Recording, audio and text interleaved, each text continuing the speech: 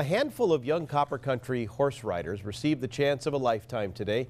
They were being trained by a future Olympic hopeful in the competitive equestrian sport of dressage.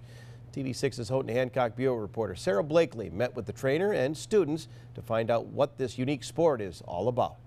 That's my girl. Emily Wagner has horseback riding in her blood. After being raised to ride from a very young age, she is on track to compete in the 2016 Olympics with her national champion stallion, Wake Up. Her passion for dressage led her to train other young riders to do the same, though it's not a particularly popular sport. Dressage is a little boring, it's a little boring for kids. So most kids say, oh, I want to jump, I want to go fast, I want to do this, instead of concentrating on these little boring details. I used to think it was extremely boring, and I was like, oh, that's not for me. I like the jumping and running.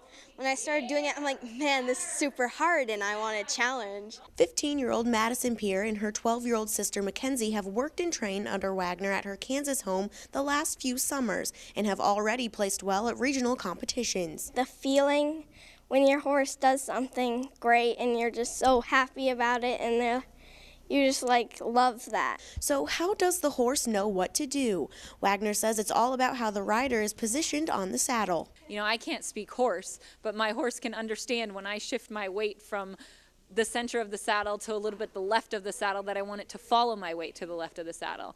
And so they're super sensitive in that sense. And for the girls, getting to train under Wagner is something they don't take for granted. I think it's super special, and you have to really appreciate her taking her time out to help you. And there's no reason that just because you live somewhere that's cold and out of the way that you shouldn't have good education. And I think as long as you're willing to learn, I'm willing to teach. Sarah Blakely, TV6 News, Dodgeville.